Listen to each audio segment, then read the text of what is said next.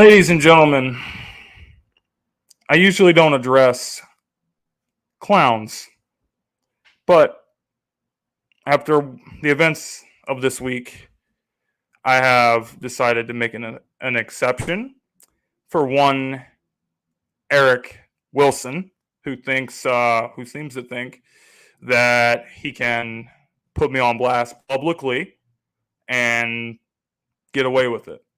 First of all, I watched his little video that he made. It was a joke. It was an embarrassment. He tried to hype everybody up. He was sitting around in his suit, trying to act tough, trying to act like he runs this network when we all know that he doesn't. So that's just it's all an act. The way that Eric acts on camera is not the way he acts in real life. He's very soft. He was in Philadelphia. He was born and raised, but he couldn't handle the cold weather anymore. So he decided he was going to go down to little Tampa Bay, where he can be warm all the time. So very soft man, very frail ego. He brought in the Gauntlet podcast back in December, I think it was, to the Sideline Sports Network. And Eric, since that day, that was the day that you pretty much sealed your own fate. That you will be second place to me. Your shows will always be second place to my shows. And there's no way that you're ever going to get around it. So you can try to act tough and, put me on blast publicly, try to make a quote unquote suspension. You can't suspend someone like me who, with the Gauntlet and LinkedIn, which we're going to talk about a lot of good Eagles stuff tonight, has been carrying your network.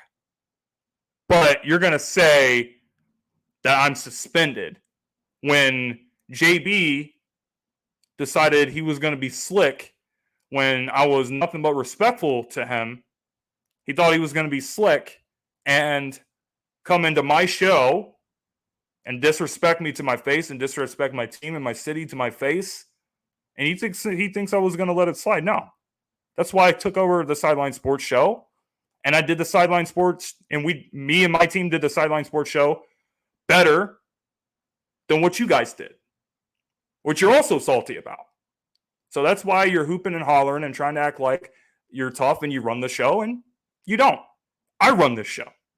And that's why we're going to get into it tonight. I got my man Lindy over here, and we're going to enjoy some great conversations about the Philadelphia Eagles. So what's going on, Lindy? I completely forgot that I completely forgot the fact that I had the NFL 100 snapback in the trunk of my car, so to better represent with the midnight green, I thought I'd throw that on. But man, training camp is here. We're 2 days in. Of course, there's plenty of drama to, well, air quote it, drama to quote-unquote talk drama. about. Right. Yeah.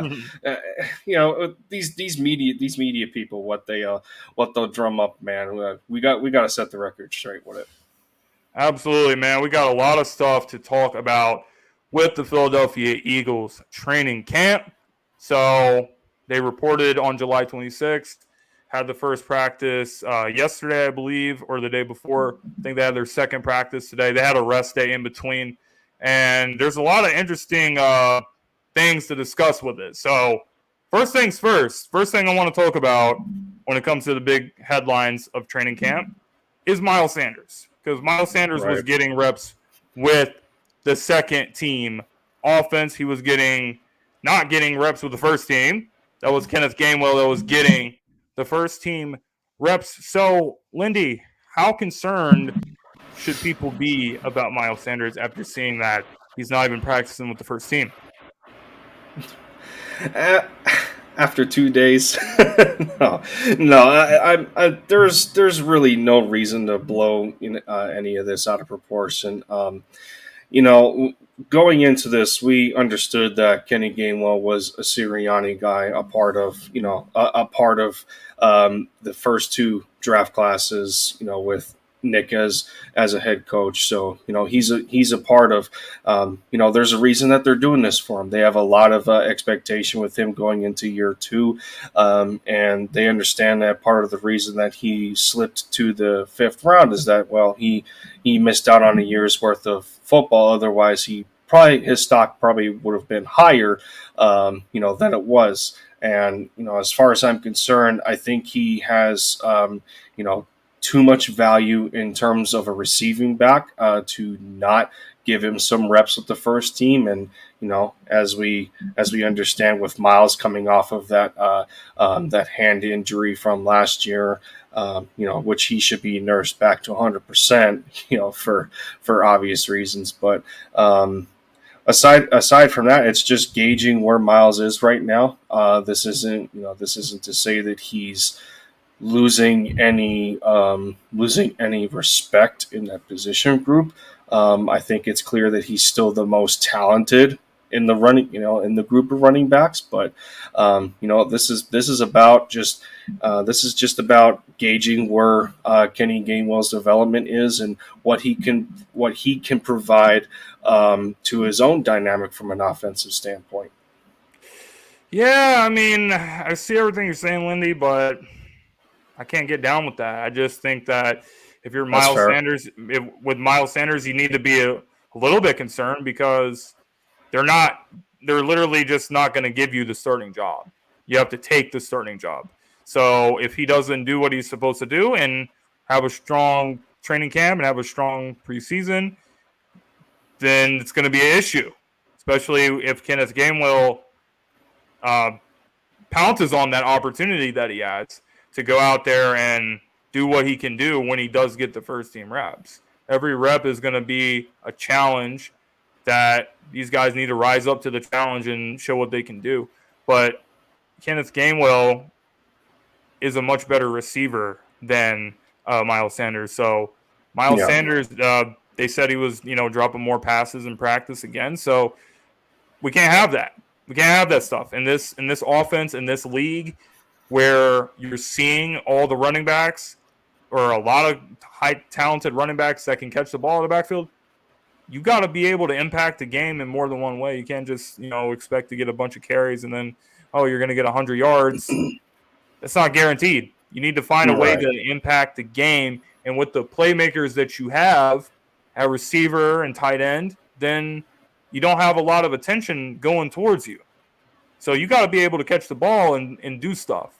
Because if you don't, Kenneth Gainwell is very good at catching the ball. So if he slacks off in that department, I don't think he's going to be getting the majority of the carries. I don't think that any of these guys are going to get like a massive amount of carries. I think that it's going to be by committee. It's going to be pretty split.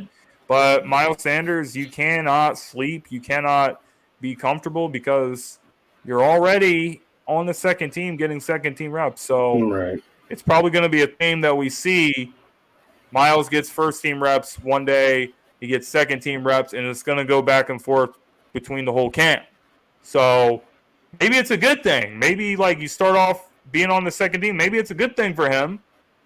Maybe it'll, quote unquote, ruffle his feathers and make him become motivated to go show what he can do. But I would say, Miles, you can't be just assuming you're going to have the starting job, because I don't think it's assumed that he will be the starter.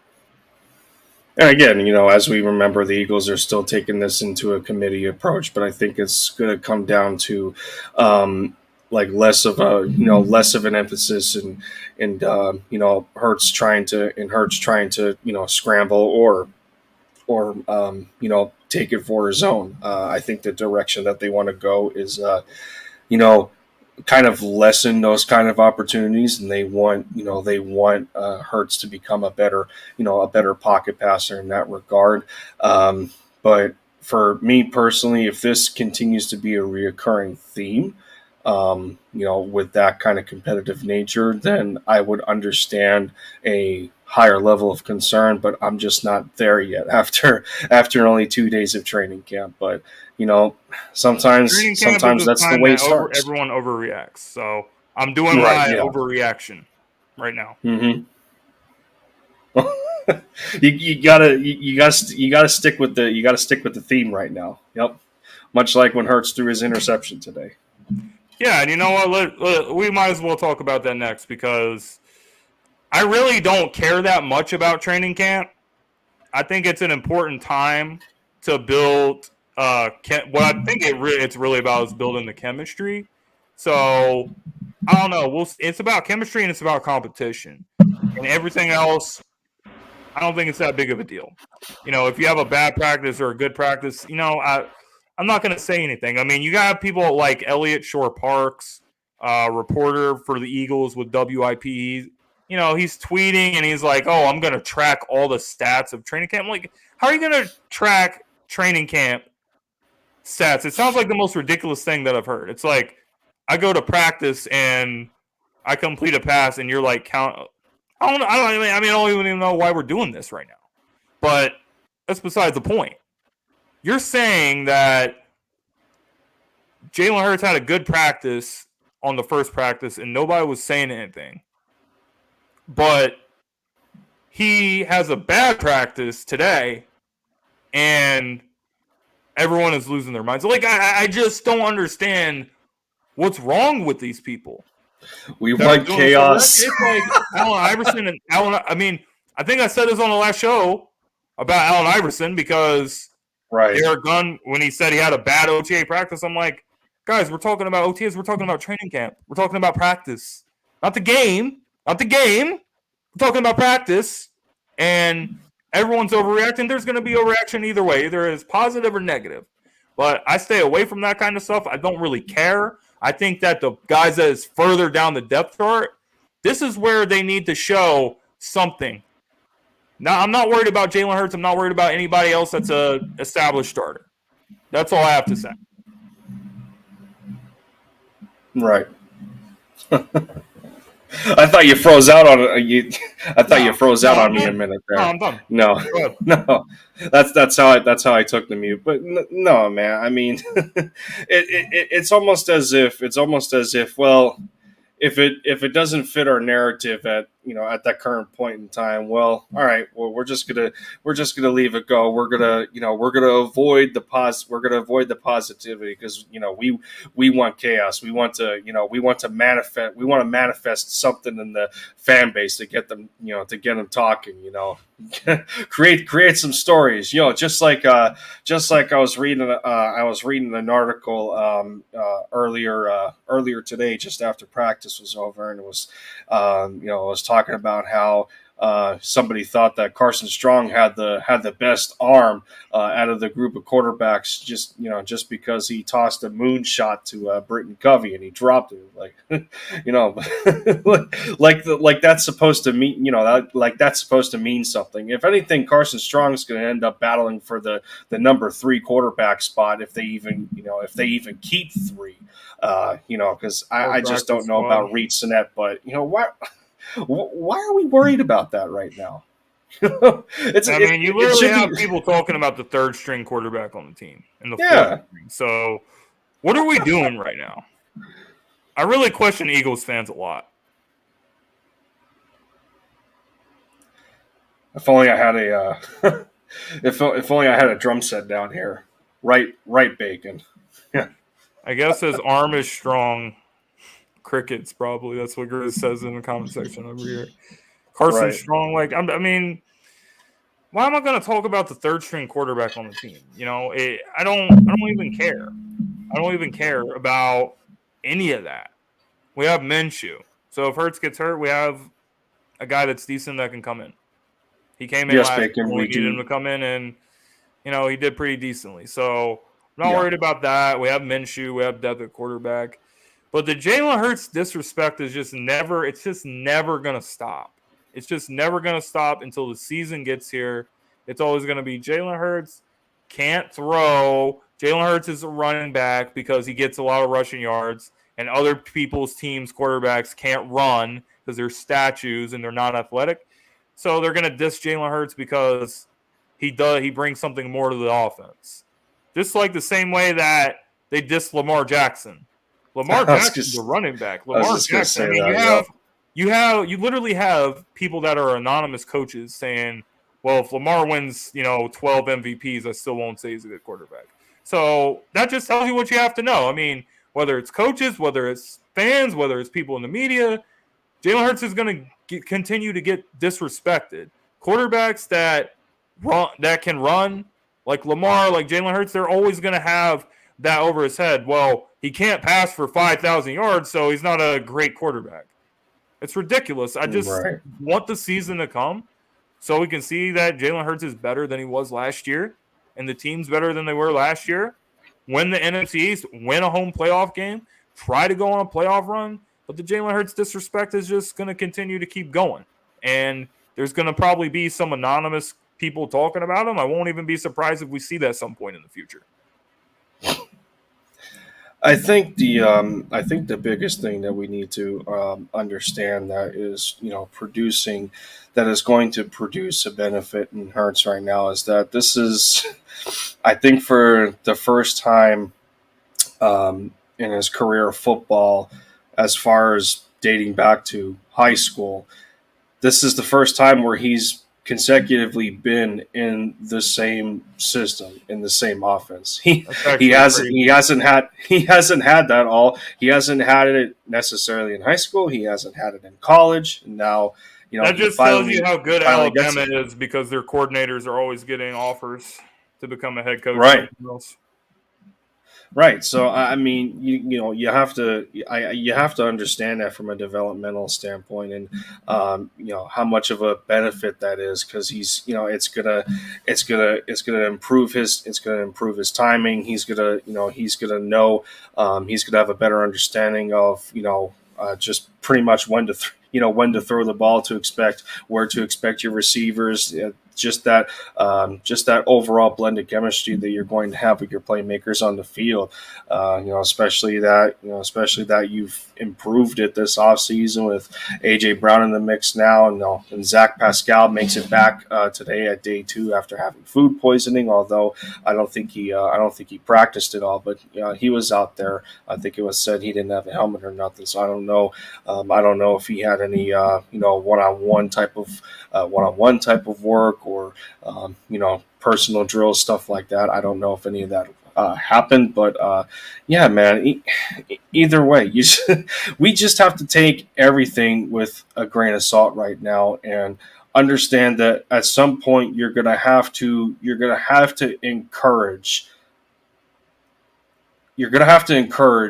mistakes. Like, we're gonna want to see or hear about mistakes happening, so long as they're not consistent on a daily basis with these practices, and that's one thing that Jonathan Gannon alluded to in his press conference today, that they say they encourage mistakes, but they want their guys to improve day by day, because that's really the only way that you're going to learn. And as we went from day 1 to day 2 in camp, well, day 1 it was about the offense, and then day 2, the defense came out hungry, and they didn't offer Hurts anything easy. They made it hard on the offense as a collective unit. So, Slade was strapping up AJ Brown, and it just goes on and on.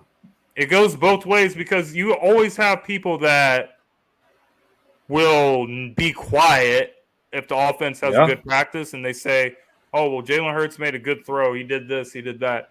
Like, you never hear anybody talking about it, but if he has a bad practice, it's like they make a big deal about it. But it's like, if you're going to do that, then why are you not going to give the defense some credit? I say give the defense some credit, because some of these guys were making good plays. They were saying that Avonte Maddox was having a crazy interception over Dallas Goedert. Keep in mind that Maddox he's like 5'9". He's not even 6 feet tall. Yeah. And he jumped over Dallas Goedert, who's like 6'5", which is actually, I'm trying to imagine what that would look like in my mind. It's good, it's crazy. Maddox, his rookie season, he was actually making a lot of crazy interceptions. I do recall, especially from his rookie year.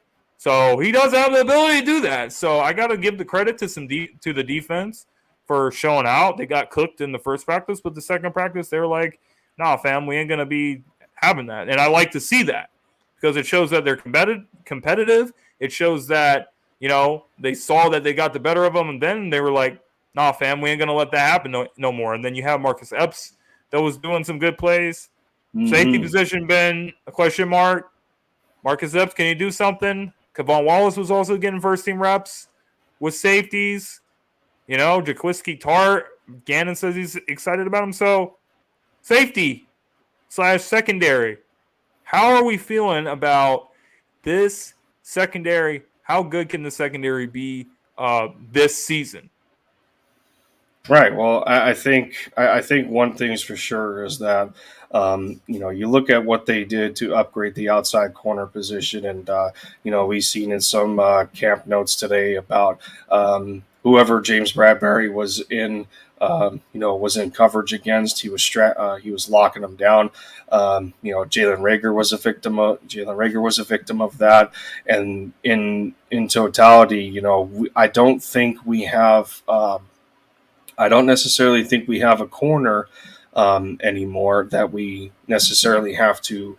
And I think I said necessarily twice in that sentence, but I don't think we have a corner now going into this year that Jonathan Gannon really has to protect, much like he had to with Steven Nelson last year. And it goes into saying in a way that, okay, yeah, we talk about the offense having a bad day, and then once the defense is having a good day, well, all right, time to get out the pitchforks because we made as good of moves offensively that we did defensively, so it's kind of like a 50-50. But you have to take of it as, all right, well, last year it was arguably a case in point that, well, as much as a lot of people want Gannon fired, he had some placeholder type of players in that he couldn't run the defense. He couldn't run the defense the way he wanted to its full potential. Well, now he's boasting about that he's got Jaquiski Tartt at safety. He's got Hassan Reddick. He has Kaiser White now, and he's talking all these guys up that it's just making him more and more excited that he can open up the full playbook, and we're gonna see some better efficiency. But again, talk is cheap right now, and I understand on how excited he was at his presser today, and it was asked what it meant to him in regard to a team being able to keep players together for such a long time. When you look at Fletcher Cox and Brandon Graham, or how they're still here and how they're still a tandem on that defensive line, and what it means in that regard, and JG alluded to it and said that this kind of thing doesn't happen very often, and that's what happens when a franchise has a deep appreciation for these players as a person and what they've contributed to over the years. So I mean, you look at the defense as a whole, we got plenty of depth to work with, but of course, now is the time that you use that depth to your full advantage. And well, as we have set the bar already for Gannon, there's no excuses for him. Someone needs to take this man's phone away from him. Look at this comment right here. It says that doesn't mean much because Reagor couldn't get separation from the statue of David. Oh my goodness! I mean, he does have a point. I'm glad Bradbury. I'm glad Bradbury was, locking people up, but yeah, I think I gotta go with Grizz on that. What's going on, AK? Thanks for being in, bro. But I think the secondary can be good. I think they can, but with Jonathan Gannon, you never know. Like, I know you said he didn't have playmakers and stuff. I agree with that to an extent. Yeah, he didn't. After what I heard today about, I know it's only like one practice, so I'm not going to overreact too much, but it made me raise my eyebrows a little bit when he was saying, I'm dropping Hassan Reddick into coverage. Well, since when are you doing that? I mean, this guy is supposed to be a great pass rusher. Okay? Over 20 sacks, or 12 sacks last year, 11 sacks the year before, last two seasons. So he's on that upward take right now. He's getting better, and he's reaching the peak of what he can do. And we know what he can do the best, which is pass rush, not coverage. You're not seeing this guy get a bunch of interceptions. You're not seeing this guy go out and lock up tight ends. No. We have guys that were brought in to do that. We brought in Kaiser White. We brought in Nakobe Dean, drafted him. So I just don't understand what we're trying to do here. This is something that could become a major problem. Maybe not right now, but down the road, if we get to the season and we start doing this, then I'm just going to be like, what are we doing? What are we doing? I don't understand why you can't just make things simple. You don't have to be cute and doing all this crap where you're like dropping people back. That's what the defense was doing last year. They were dropping people back, and that's why Justin Herbert, Derek Carr, and all these quarterbacks were picking us apart. Yeah, Derek Carr that completed like 99% of his passes against us. It wasn't 99. It was like 92. But seriously, like that's just I cannot deal with that. My little heart cannot take it with Gannon this season. So we got to do something. the heart of the Grinch before he started giving back. Oh my goodness, no, that was a terrible joke. But I mean, I'm not going to sit here and say that Hassan Reddick can't do it. That's one thing that the Arizona Cardinals tried to unlock and get the most out of him, so he's not so you don't relegate him to one role. Because I mean, we're not gonna come out here and give the answers to the test right away. Because as far as I'm concerned, anybody in the league can watch anybody's pressers. They kind of. I think that's a little a little trick that they can do their homework that way. So JG's not gonna go out there and say say exactly what he's going to do or talking about the sole fact that we're trying Hassan Reddick and we're going to drop him back into coverage. We're going to do X, Y, and Z. Well, no, I mean in that regard, I think it just when you look at it in a way of if you try and utilize him in more than just one facet, it's just harder from a schematic perspective of the offense figuring out what you're doing defensively. So if he's going to start to implement more packages on the field to try and bait the offense, then do so. And if it takes Hassan Reddick dropping back into coverage, then so be it. So, but that's not to say that is going to turn into his primary responsibility. It's just I better not. Yeah. So I mean, I don't know if he wants to. I don't know if he wants to make it seem that. Try stuff out. I mean, it's the first day of camp. He's trying to try stuff out. We'll see what happens. There's nothing wrong with it. But I'm on the fence with him. I'm not really sold on him, and I'm not really saying that I think he's trash. I'm in the middle. I'm like, I don't know. I mean, you're going to have to show me this season that you're not trash. I'm not necessarily saying you are now, but I'm definitely not saying that I think you're great now. So, based on what we saw last year, if there's the same play calling with these players, that's what I'm trying to say here. If we have the same plays being ran when we have these good players that we brought in, specifically so he could run his defense and you don't run your defense still, then what are we doing? That's all I'm trying to say here. So I'm on the fence. We'll see what happens. It's only the second day of training camp. So maybe it's not worth reading too much into any of this stuff. Not right now, anyway. I think either way we should expect to see change because from a depth standpoint at key positions there's less limitations there. So it's like we're going from a Jannard Avery to an Hassan Reddick, and it's a huge upgrade.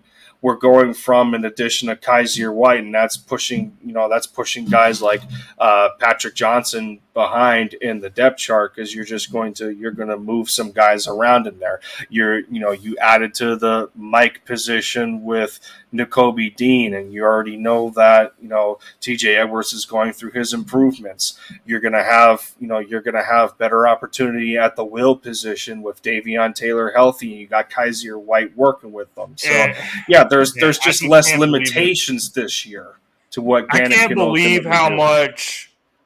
I gotta just say this because you brought up all the players that we have at linebacker position.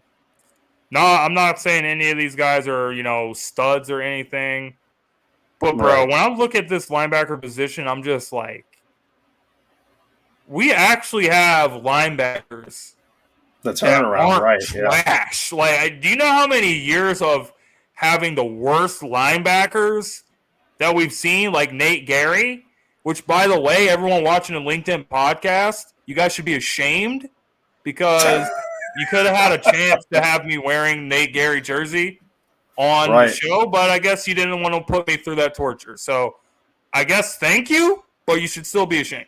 But anyway, trash linebackers all the time. And Nakobe Dean is going to be very good. There was questions about his health, but he's in training camp and he's a full participant. So all the stuff people were saying about his injuries and falling to the third round, it appears to be ridiculous because he's going to have an impact. He was only playing on second team, but he will still get to play. Just because he maybe not a starter this season, his rookie season, that's okay. But he will still get an opportunity to play, and they will have packages and they will have players that are being rotated. And Nakobe Dean is a player that's going to come in and get rotated out, and he's going to make an impact.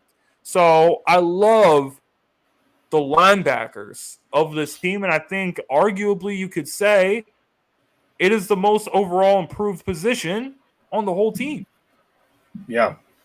And at the same time, that just we're hoping and praying on this, but at the same time, that's just going to allow Gannon to be more exotic with his blitz packages, because now he has guys at the second level where most of the pressure is coming. He has those kinds of guys with that explosiveness that can really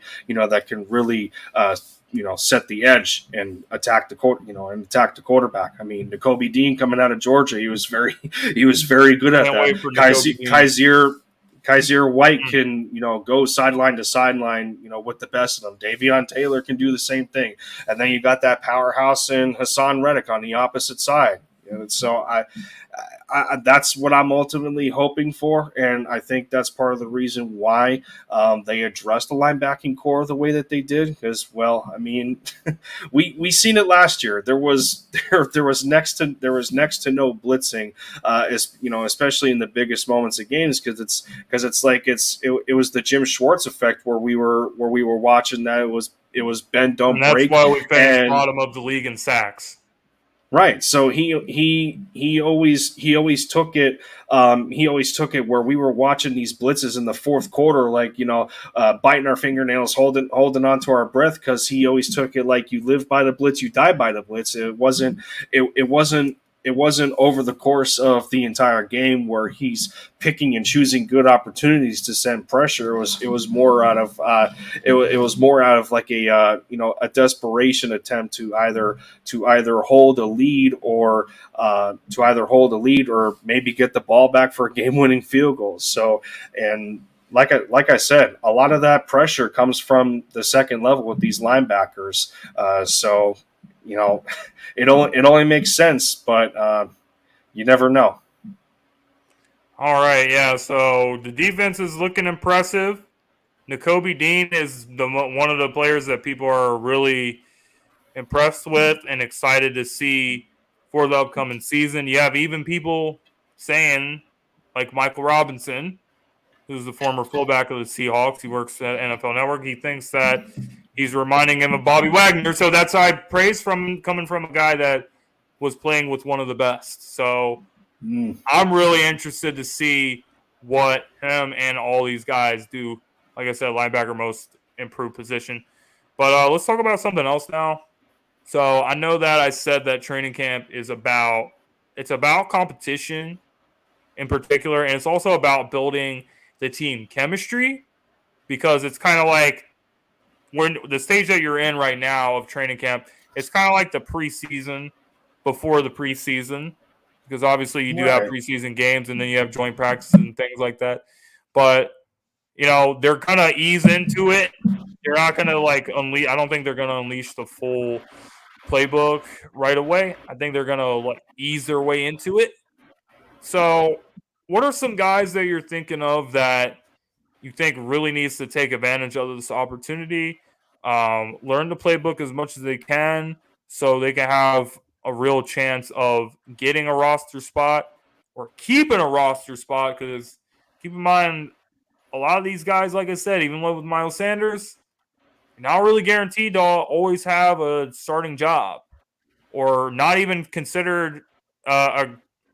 You're not even fully guaranteed to have a spot on the 53. So I don't know, man. Like, what are some guys that we need to watch out for that needs to have a strong camp? I don't know. I don't know if I'm going to go into specifics right away, just understanding that we're only 2 days in and there's a lot of players to look at right now. But what I can say is through observing the press conferences that were happening today, you watched Lane Johnson and Jason Kelsey give their opinion on Cam Jerkins, where he is in his development. And, we heard some decently high praises from Kelsey today, and of course Cam being that guy that Kelsey wanted as his replacement, and I'm watching on the Eagles Twitter page, and I'm seeing the veteran with the rookie, and the two of them are working a drill together, and I'm like, holy crap. they almost look exactly the same. They almost look exactly the same going through the motions and everything. And I'm just observing like the athleticism that Cam has for playing the position. And it's getting pretty exciting. So Kelsey has alluded to that he's very very attention to detail. He's always getting grilled by questions from Jeff Stoutland. He's answering them. He's on point with a lot of things. So he's taking this very seriously, and that's an awesome sight to see. It's awesome to hear. Much like hearing about Jordan Davis in the same way. I think Lane Johnson talked about Jordan Davis for a little bit. Just being on the opposite side of the football. we listened to Dallas Goedert talk about Grant Calcaterra today and having a couple of impressive catches, I think, in red zone drills. So, I think overall, I'm really excited on the direction that we could, take the rookies as a whole. Especially in having a class that was only 5 players, and but just the the quality that they bring, the competitiveness, and the will to want to be great. And I think that theme is starting to be contagious with a lot of these guys. And Kelsey's putting everybody on notice. He understands that the offense did not have a good day today, and he said at his conference that he doesn't think anyone is higher than anybody else. Everyone's there for the same goal, and where would we be? Where would this team be without guys like Kelsey and Lane? The bigger voices of these position groups, because I mean they're natural treasures, man. They really are on the team. Absolutely, yeah. So I'm not going to pinpoint anybody specifically right now, because I want as many positive vibes as I can get, especially from these rookies. Well, there is positive vibes. There's positive vibes around the team. You can feel it. It's just a different feeling. And going into last year, I think there was still optimism, but I think realistically, we thought that the season pretty much ended the way we expected it to. We won 9 games, and We're going to be a fringe playoff team. Not Might everybody. not be good enough to win the division, but we'll still be, in the conversation to get a wild card. And that's how the season ended up. But this season seems a lot different. It seems like even just the moves that we made, the way the guys are talking, it just seems like they're focused and ready to try to Right. do something special for this season. So there is positive stuff around it. But, I just think that for me, it's the receivers, and that includes all the lesser known guys on the team that no one really talks about. Obviously, Jalen Reagor is the headliner of this group, I think, because your top 3 or 4 guys, you pretty much know who it's going to be. But after that, who knows what can happen? So Reagor is a first-round pick, and he's competing against undrafted guys and guys that went in the 4th and 5th and 6th round. Got John Hightower that everyone seems to have forgotten about, but his rookie season in 2020 he actually got a lot of playing time. So I don't know, man. Jalen Reagor, it's an intriguing thing. I think this is the last chance for him, at least in Philadelphia. Maybe he goes somewhere else and things turn out better for him. But Right. you got guys that are competing with you at receiver, and you got guys that are competing with you at special teams. They brought in Devin Allen specifically for special teams, and nobody can change my mind about that. You don't bring a guy that's an Olympic sprinter when he hasn't played football in, a few years. You don't just do that for no reason. I don't think that they brought him in because we really needed another receiver. No, they brought in the guy because he runs really, really fast. So if you can get him the ball into space, he can do damage. If you get him the ball on kickoff return, he can do damage. Braden Covey is known for that as well. You're bringing in guys that can do damage in space and do damage on special teams, which is what you were supposed to be doing since you're a first-round pick. So it's time to do something, You're no more feeling sorry for yourself, no more, pouting on the sidelines and doing all this stuff. You can tell a lot about a player by their body language. That's what I pay attention to when I'm watching games, when I'm seeing how these guys are reacting after a bad play. When Jalen Reagor has a bad play, he lets it affect him for the entire rest of the game. And that's why he can't get out of his own head. So he's probably going to have bad plays, but he has to get his mindset in a place where he can move on from it and not have it affect him like it has been affecting him. And maybe as the 4th or 5th receiver, he won't have that much pressure on him to do something, So I hope things turn out well for him, whether it's with us or another team. But he's got to get his mind right. That is the most important thing that Jalen Reagor can do, is get his mind right. And at least we're hearing that he's coming to camp in good spirits. There's confidence there. I think the other thing that I heard that is important at the same time is that not all Eagles fans have completely exiled him. I think it was the first day of camp to where Reagor was actually getting cheered by some fans, watching the practice. So, that's, something, the small things do wonders for somebody. And I'm not going to sit here making excuses or nothing, but he was not dealt a good hand his rookie year. Let's be honest, 2020 was an absolute disaster for pretty much everybody. And, to start your career off like that and try to bounce back from that kind of change, it has to be difficult in a sense. But again, the team invested a first-round pick in you because of the talent that you displayed on tape and what you possess, being as dynamic as he was coming out of TCU. So yeah, again, we're probably gonna be like this until we're blue in the face, but right now you can almost go 6 receivers deep with this core with the amount of bodies that there is. And You look at guys like, you brought up John Hightower, and Ortega-Whiteside is not in that position group anymore. And, Greg Ward is still here. Carrick Wheatfall is somebody that, people have a little bit of investment in. Dion Kane was showing up in OTAs, and then you got your return specialists, the potential of that, and Britton Covey and Devin Allen. Everywhere Rager looks, there's competition. But that's the best thing for him, in order to push somebody. Sometimes you got to be overwhelmed, and sometimes you got to be overwhelmed with pressure.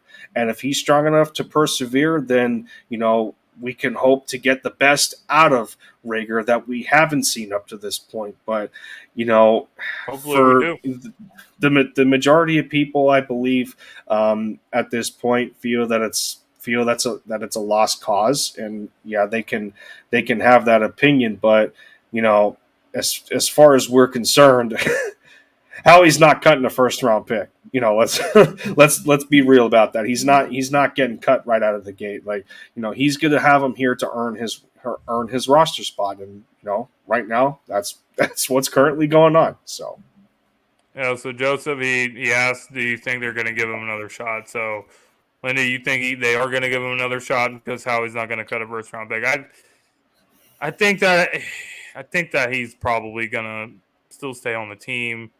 I think if he sucks again this year, there is no way that he will be on the team come next season. It's kind of like a Derek Barnett situation I think we have in our hands. I think with the addition of AJ, he's obviously going to be a big part of the offense. Devontae is obviously going to still remain a big part of the offense. And then you guys have like Quez and Pascal and all these other guys too. So Jalen Reagor is probably still going to have some time where he plays, but I think it's going to be drastically decreased. And when it's drastically decreased, it also decreases if he's going to be on the field to, be terrible. No offense, but that's the only way I can say it. I'm not here to sugarcoat anything about anything with this team. So we got to be a little bit better. And I hope that he has a Nelson Aguilar. I hope he has some of that in him, because it was the same thing with him. We were talking exactly, in fact, about Nelson Aguilar the way we are about Rager, because they were both first-round picks. They were both receivers that didn't do very well. And Aguilar never did anything great, but at least going into that third season, when people were all, down on him in training camp, they said that he was making Jordan Matthews look trash. So they ended up cutting Jordan Matthews, and Aguilar got the spot. And Aguilar actually had a decent season in 2017 when they did win the Super Bowl. In fact, he had the most receptions in that game in the Super Bowl against the Patriots. So I hope that it's another similar situation on our hands with Rager. I think that would be the best case scenario. You got A.J. Brown here. You got Devontae Smith, Quez Watkins, Pascal. You got Dallas Goedert. So no one should really care about you when it comes – no offense, but you should be the last one that people care about on the team. So you need to take advantage of that when defenses aren't respecting you. Yeah, no, I was about to mention that with Aguilar. It was at a point where he was good enough to be to be a dependable target in the Super Bowl. And now, I don't know if we're going to think of Rager in the same light, but it's easily justifiable since they have a similar value to where they were drafted. I think one was one of them 20 and the other was 21. They just came from different programs. Aguilar was USC. Because I remember, kind of like Grizz is saying here. He had the alligator arms. The problem is different. So Rager doesn't really have great hands, but his main issue is like not getting separation. Aguilar got separation. He got it, but he literally could not catch. So I think they're a little bit different, but they did have some of the same. I mean, Rager does also have drop issues, but I don't think his drop issues are as bad as his straight up not getting separation. I feel it was. I feel it was also a mentality of having a hard time with maintaining confidence. I think that's what I think that's something that affected Aguilar negatively, and that's part of why he wasn't on the team anymore. But yeah, I mean, again, we don't want to overbear in the punching bag, in the easy punching bags that there are in this football team right now with guys that people have little to no faith in. Between Rager and Arthur-Whiteside. But at least we got some positive notes out of the two of them.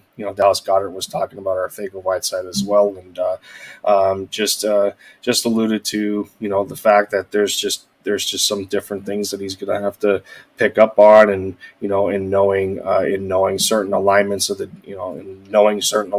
defense, and when to take advantage in the right situations. And we've already talked about the blocking, but again, it's another point of that nobody trusts his hands either. So we'll have to see. But a lot of this from an offensive standpoint. Everybody's gonna direct their attention back to the QB, and they're all gonna say that it starts with Hurts. Yep. Yeah, absolutely. So our boy Drunk wants to know, what does Nakobe Dean look like so far in practice? So as we were mentioned earlier, he was getting reps with the second team. So he's not getting reps with the first team.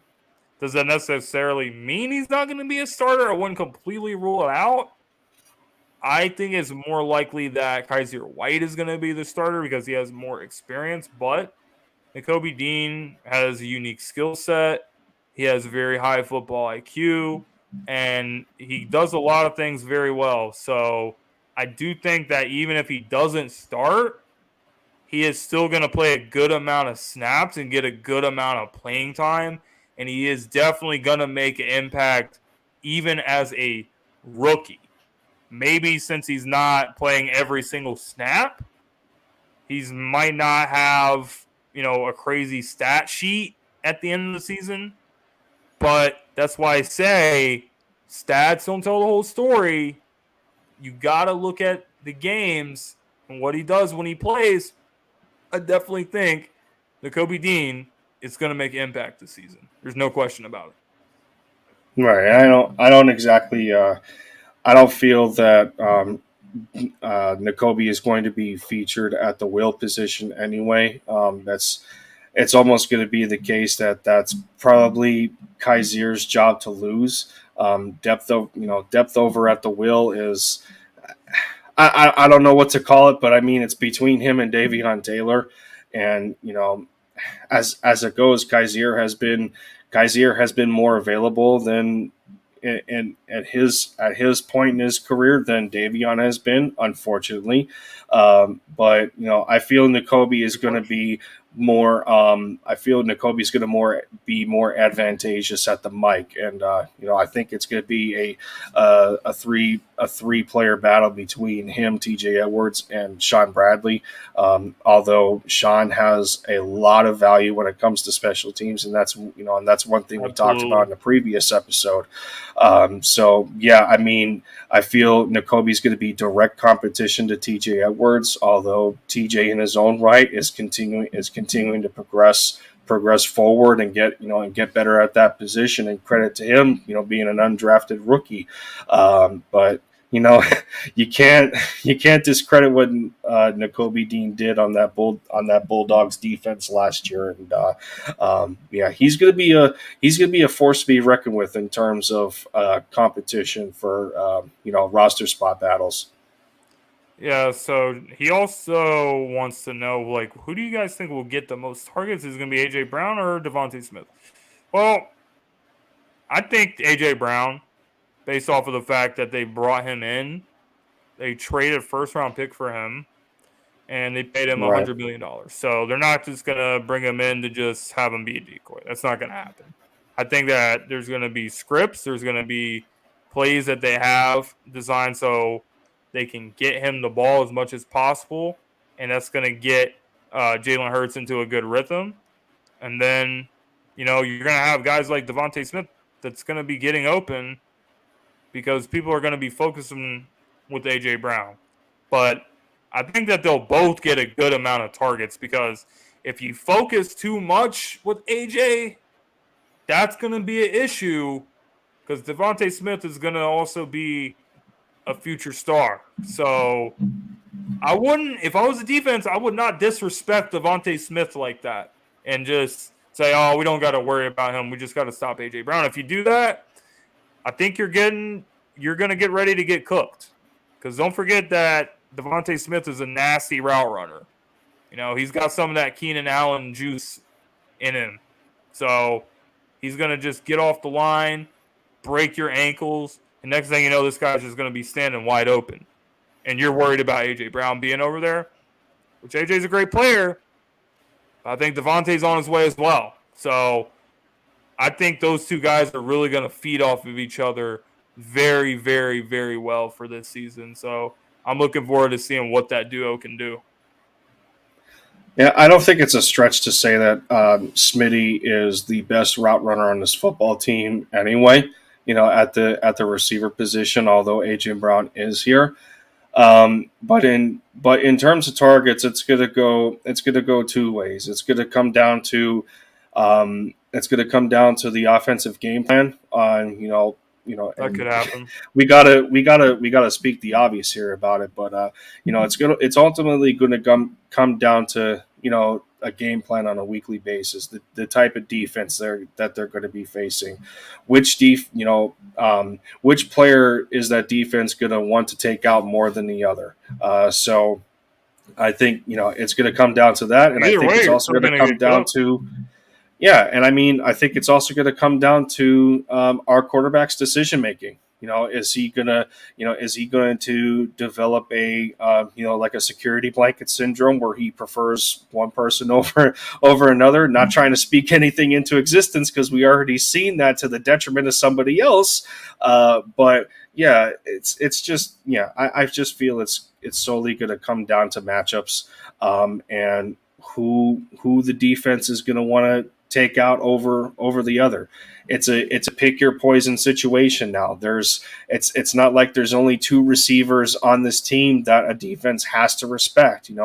Much of last year it was only realistically it was only Dallas Goedert and Devontae Smith.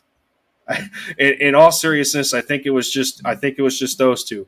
But you did have your moments where Quez Watkins was burning guys deep when he was getting the opportunity,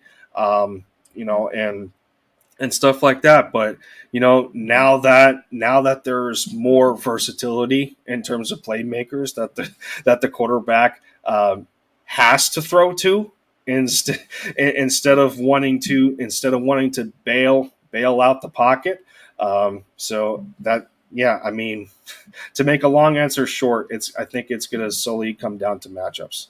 You can't really do that. You can't really just, because what about Goddard? You still have Goddard. So if I focus on Smitty too much, then AJ's going to do something. But if I focus on AJ, then Smitty's going to do something, and Goddard's going to do something. Goddard's a serious problem too. So offense has weapons that can do real damage.